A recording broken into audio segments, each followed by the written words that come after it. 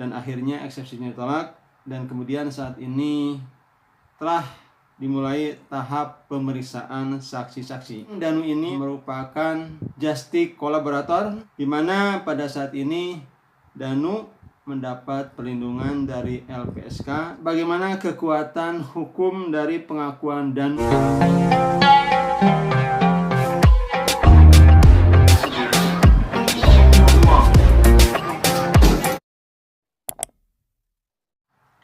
Assalamualaikum warahmatullahi wabarakatuh.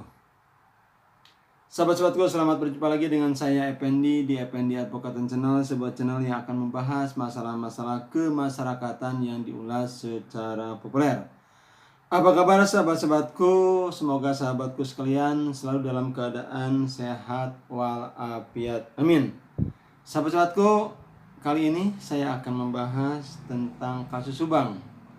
Kasus Subang seperti yang dahulu lama telah saya katakan bahwa kasus Subang adalah kasus yang akan terbongkar, karena kasus ini adalah kasus yang ramai dibicarakan oleh masyarakat, pemerhati, ahli hukum, aparat penegak hukum, kemudian para youtuber, sehingga sedikit demi sedikit akhirnya akan terungkap juga kasus Subang ini.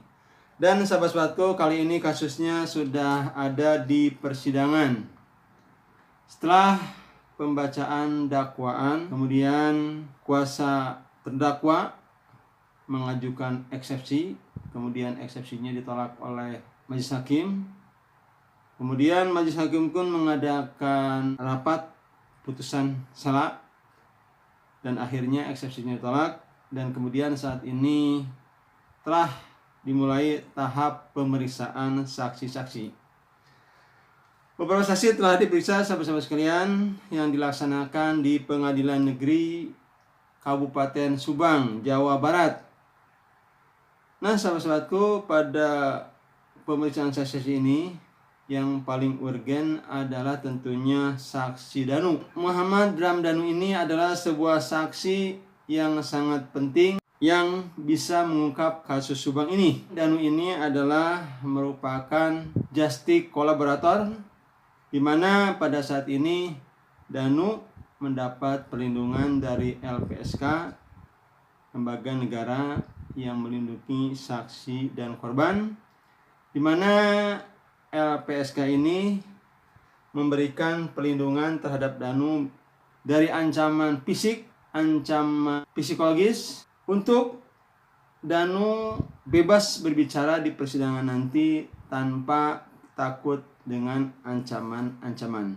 Nah, sahabat-sahabatku, bagaimana kekuatan hukum dari pengakuan Danu yang beberapa hari lalu disampaikan di Pengadilan Negeri Subang di dalam suatu persidangan yang dihadiri oleh para jaksa penuntut umum, para hakim, dan para kuasa hukum.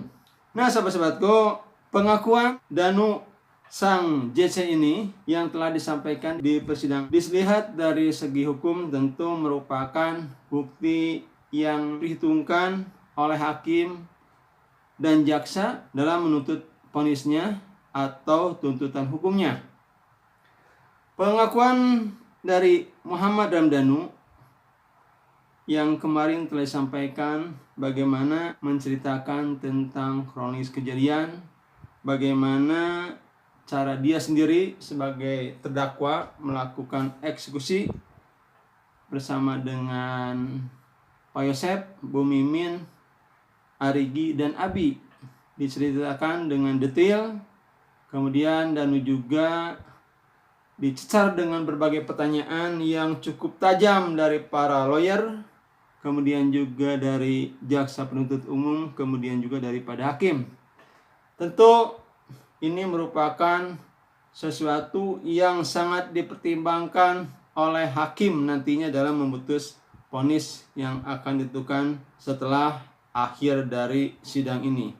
Nah, sahabat-sahabatku, pengakuan dalam hukum acara pidana adalah merupakan salah satu bukti yang tercantum di pasal 184 KUHP, di mana pengakuan terdakwa itu ditempatkan di urutan kelima. Yang pertama adalah keterangan saksi, yang kedua keterangan ahli, yang ketiga bukti berupa bukti surat, dan keempat petunjuk. Bisa petunjuk dari keterangan saksi, bisa petunjuk dari keterangan ahli, bisa juga petunjuk dari surat. Dan yang terakhir adalah yang dikatakan atau disampaikan oleh Muhammad Ramdhanu di persidangan berupa keterangan tentang peristiwa kasus Subang ini. Nah, sahabat-sahabatku, bagaimana? Apakah keterangan Danu sang JC ini bisa dipatahkan oleh kuasa dari para terdakwa? Mari kita tunggu sidang-sidang yang selanjutnya. Semoga kasus ini cepat terbongkar dan diketahui siapa pelaku yang sebenarnya. Itu saja sahabat-sahabatku yang saya dapat sampaikan. Saya tutup. Billahi taufiq wal hidayah. Wassalamualaikum warahmatullahi wabarakatuh.